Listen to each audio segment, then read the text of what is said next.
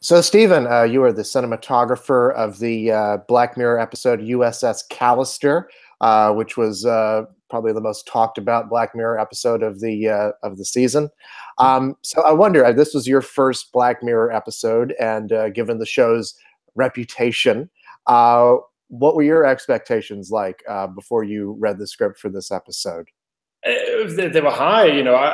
I'm very excited about Black Mirror. I think it's a fantastic show, and I was really nervous. I was worried about it because the quality has been so incredibly high. So I just didn't want to be the person who was going to mess it up, do something bad. So no, really excited. And then the script came along, and it was fantastic. You just knew that this was the one. This is going to be amazing. But you really had to do your A game. Get it right. So the episode is. In a lot of ways, a very loving tribute to Star Trek, but it also, skewers and takes that into a darker direction. This kind of like pop 60s sci-fi adventures. So I wonder if you could talk a bit about what your visual aesthetic approach was to the episode. Absolutely, but it was the sort of different versions or iterations of Star Trek, absolutely, but also sort of sci-fi shows of that era. So we started off with the classic 60s, look with a 4:3 format. We had, sort of very sort of static camera, and we did sort of the Dutch frames and all that kind of stuff. And also the lighting, we tried to be, do the thing that they used to, they always did like sort of nice eye light for William Shatner, and they did, beautiful, glossy, frames for the female actresses. So we did all of that, and then we wanted to have the progression, and so that was, we wanted the contrast with the real world. The real world had to feel, real, and it became very handheld, and we wanted to sort of feel authentic and sort of, still stylish, but in a environment that you could sort of believe as reality. And then it sort of became complicated because then we were sort of mixing it up. We were both doing fantasy, but it was someone experiencing it, a real person experiencing it within this alternate world. So I don't know if there's a total basis, but it was just trying to, make it look exciting and make it feel like those sort of fantasy movies or fantasy films, TV shows that you knew from you were a kid. You mentioned a progression. Could you talk a bit more about that? Explain what you meant. The progression, well, I think it's obviously we sort of go from this sort of very sort of, classic, very rigid, 60s style, but then you sort of go through, and when Nanette comes into the spaceship, she's then, as she walks around, the spaceship has taken on a different look. It sort of looks, more. It had this offline mode. We called it Tron mode because sort of emulating, the film Tron, and you sort of walk through it. And it's all sort of no color, no atmosphere. And then we wanted to sort of make it feel more like an adventure movie as you come in. You sort of feel like you're slowly updating, even though you're still in the the 60s mod version of the guy had sort of set up for himself. We still had to feel the adventure within that, but then the progression sort of ends up, of course, you end up, they go through the wormhole and they end up in, what's it called? The J.J. Abrams version, the fully, the infinity version of this program, and that had to look as slick as any sort of modern Hollywood version of Star Trek. So we had that progression. You sort of went from the 60s up to present day. One of the things that's really striking about this is its use of color. Mm-hmm. Can you talk a bit about working with the director and the other department heads to come up with, a color scheme for this? Because they really are striking, especially in that fantasy sci-fi world. Sure. Well, it just had to be bold.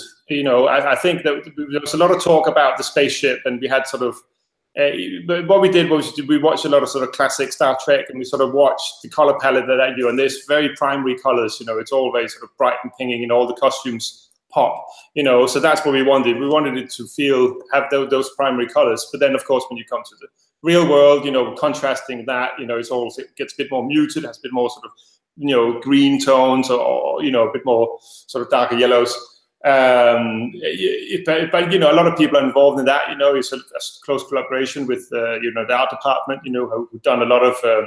I remember there was one particular reference that they found, you know, which had those sort of pink lights, you know, in the sides, and there was, you know, with the sort of very sort of contrasty image, you know, William Shatner in the foreground, and that sort of stood out, and that felt like that's something we should go for. So we went. So that was sort of became like a spaceship thing, and then you know, this sort of the normal mode in the spaceship, and then the offline mode, we sort of went for this Tron style, and it all had to be neutral, no color. And then J.J. Abrams, you know, we watched J.J. Abrams films, and that color scheme is very sort of, you know, just very rich. It's still colorful, but it's sort of a bit more sort of into the teal and orange kind of style, you know, and that's what we went for there. I wonder if you could talk a bit more about working with the director, Toby Haynes, what that collaboration was like between the two of you. Of course. Toby and me are old friends. You know, we went to film school together. And this is like 15 years ago now. And we have sort of been working on different projects on and off, you know, not all the time, but, you know, we meet up whenever we can and work together, which has been great. So we have a very close working relationship. You know, we can sort of talk to each other about anything, and it's you know, he trusts me and I trust him, you know, and we are able to sort of push each other and make sure that we get the best out of the material. Mm-hmm. Now, you know, one of the unique things about this as well is that you're working with a lot of special effects. I wonder if you could talk a bit about how that affects your work and how you work around something like that. Oh, absolutely. It would be, again, me and Toby have worked on a few other sci-fi shows. They might not be that familiar in America, but we did a show called Doctor Who, and other shows in the UK which had a man of visual face. So we have quite experience in that world, and we sort of know what it requires to make an effects show, an effects scene. But also what's getting so exciting is just how much better these guys are becoming, you know, how much stronger it is. And also, you know, to a certain extent easier in a way, because sometimes you don't have to make an absolutely perfect green screen. You know, they can sort of work around it, or they can rotoscope. There's all sorts of little sort of, you know, shortcuts you can take now, which you couldn't take, you know, 5-10 years ago. So, but we sort of keeping up with that kind of technology. And you know, it has to be said that the guy Framestore who did the effects in this was, you know, did an outstanding job. You know, they were so brilliant, and they were great on set. They were really cooperative, and they were really, you know, collaborative. And I thought the end result was, you know, fantastic. There's also a bit of outdoor work when you guys go onto this alien planet. There's some really striking imagery when you're out in this sort of desert, and it's kind of it's very sunny and also kind of ominous. I wonder if you could talk a bit about what your visual approach was to those scenes. Of course. In Lanzarote, where it was filmed, you know, which is one of the Canary Islands, near, it's sort of Spanish, but close to Africa. I think we went there because it was sort of the only place that was really warm in February when we were shooting in Europe. So we went there, but also it is a volcanic planet, a volcanic sort of island. So we have all these desert landscapes. But what we wanted to do was sort of emulate, you know, whenever Star Trek went to an alien planet, you know, they basically drove into the desert, you know, outside LA, and they found, you know, a quarry or something. And we sort of wanted that feel, but we sort of intensified it. You know, we wanted to have a red planet, so we went there and we had we covered this quarry in red sand, and then we had these, you know, really sort of striking costumes up against it with the blue sky. And, you know, we were lucky with the weather. You know, we could have been slightly luckier. You know, there was a few shots where we had to sort of manipulate the gray skies and make them feel blue again.